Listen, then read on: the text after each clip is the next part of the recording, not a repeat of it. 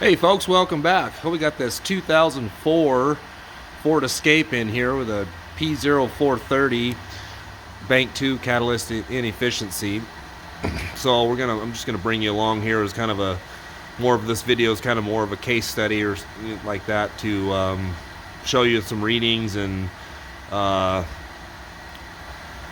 we're gonna replace this catalytic converter with a just a pretty cheap aftermarket one that we bought off of eBay, and we'll see how that goes. Okay, so we could see here's our bank 1 sensor 2 voltage, and it's fairly consistent. It is going up and down, but it will. But you got over here to the bank 2, and I mean it's just up and down and up and down and up and down. Usually that's a sign of a catalytic converter. I'm not an expert on that, but that's usually a sign of that. So what we're going to go ahead and do is, like I said, a kind of a case study. We're just going to go ahead and replace that sensor 2, because I'm pretty sure that's not going to change anything. I just would like to see. This is more of me just learning, kind of along with you guys too. If that changes any of the readings or whatever, and then most likely it's going to remain the same, and then we'll replace the catalytic converter, and then we'll see what things look like from there. So we'll go ahead and get this thing up in the air, and first get that sensor replaced and go from there. Okay, so this car here with the V6 bank 2 is your front set of cylinders, bank 1's your rear set of cylinders, engine setting sideways and whatnot. So bank 2 is, here's your catalytic converter coming right off the exhaust manifold. So this is your number 2, your downstream sensor. So we just went ahead and replaced that, put a new one in there. Now we're going to get this thing started up, let it run for a few minutes, and see what those readings are. I suspect they won't change. All right, well, as suspected or expected, readings are exactly the same, with the voltage just jumping way up and down here. So we're going to replace that catalytic converter on that side, which is integrated in with the exhaust manifold on this car. I'll show you that, and then we'll check these readings out after that. All right, well, this is what it looks like here. So it goes in exactly like that. We're right here on this. This is where we were doing with that one oxygen sensor that we just replaced. Obviously they have a plug in here you just remove. That one's too tight, but I don't know why they, guess to keep crap from getting in here. It's a good thing, I guess. Which doesn't really matter, because stuff can still get in through that hole, but whatever. Anyways, we bought this on eBay for about $136, I think it was. You can get a set of 2, which is probably the best way to go. It's just more work, but we're just going to start out with this one right here. And these things are pretty expensive otherwise. So if you go on here, this is O'Reilly's site here, but this same particular one right here, I mean, 836. Quite a bit of money there.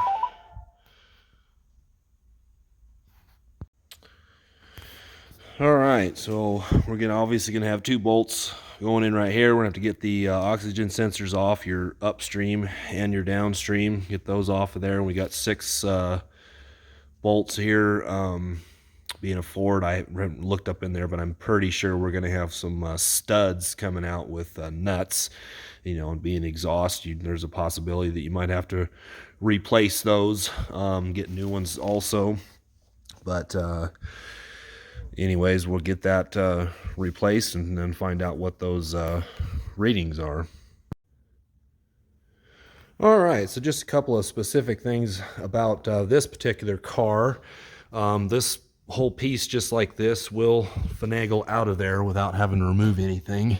And that's including having at least those two studs, which that wasn't the problem. So you can have all of them. I'm going to put all the studs back in because two of them came off here with the just the nuts, and the rest of them came off like this with the whole stud and everything like that. So anyways, but you know, like I said, this new piece right here, you know, with the two oxygen sensors on it already, you can leave them off or on. I'm going to at least put the upper one on because it's easier to get to out here than it is up there. Not that it's a huge deal, but anyways, those will like that come off. The only thing I additionally did was I loosened the two bolts right here on this side, which allowed this part here to move out of the way and drop. Don't know if I had to do that, but it did help.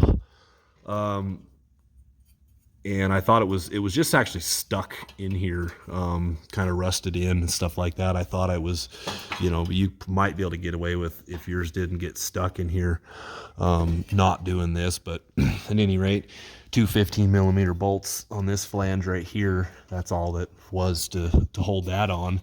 Not a huge deal. It's actually a pretty easy job to do. And so now we just got to get the deals cleaned up there for where the gasket goes. Get these nuts off of these studs. We get the studs back in there. They're kind of hexed on the end, so you can get some kind of, I don't know what size that would be, like a 6 or so millimeter, and just tighten those back in, and then put your new gasket, and then up you go with the new exhaust. It's this is actually fairly easy to do for this particular side for this bank too. All right, well, get this thing, we got it all installed and stuff in here. Fits really good. I elected to use some bigger bolts than what they sent, just because I wanted to. But anyways, it's like I said, yeah, it fits real good and everything. So we're gonna get this started up, warmed up, and then we'll go ahead and read those voltage readings on this oxygen sensor again, to compare those and see what it looks like from what we got before.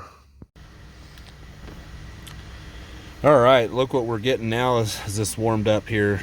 You know, this was revving the engine up and then letting it kind of taper off and idle. See how it flatten lines it there, you know. We're pretty much getting, you know, like what it looks like we're matched together between the two catalytic converters. You know, we can go ahead and rev this engine up a little bit here, about 3,000 RPM.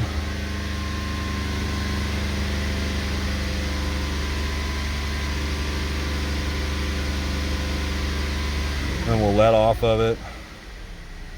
Should go straight for a while.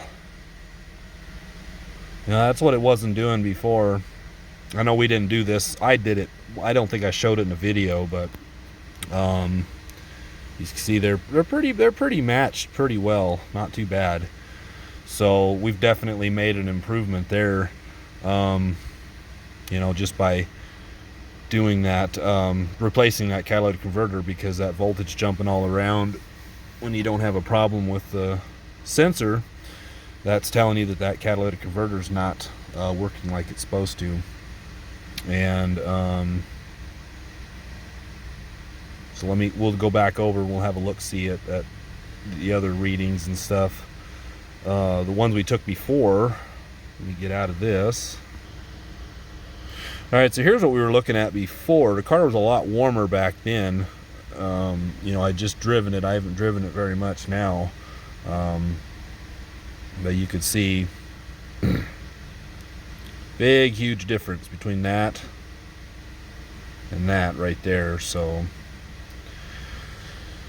hopefully this, you know, should we got the fault cleared. So the only thing in there right now is the P1000 is going to have to run through its test and everything like that. And so anyways, This is just kind of a case study video for me, that I thought I'd just bring you along with, because, you know, I wanted to double check and kind of learn for myself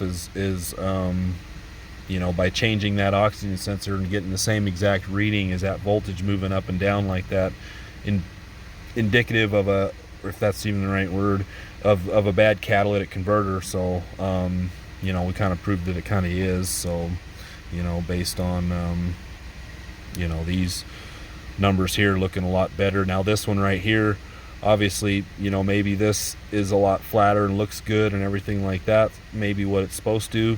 This right here could probably look better if we replace the catalytic converter on that side. Maybe this side, you know, it's getting to where it's getting bad, it just hasn't reached the threshold point to set off a check engine light. And I would say not too long in the future that bank one's going to need to get replaced. Now that's on this side of the engine, so you're going up underneath the car and everything like that. I don't know the access to the exhaust manifold bolts, because I assume it's probably the same type of deal where the catalytic converter's shared in with the exhaust manifold. I assume it is. But anyways, that's all I got for this deal, and hopefully this helped you out some, and thanks for watching.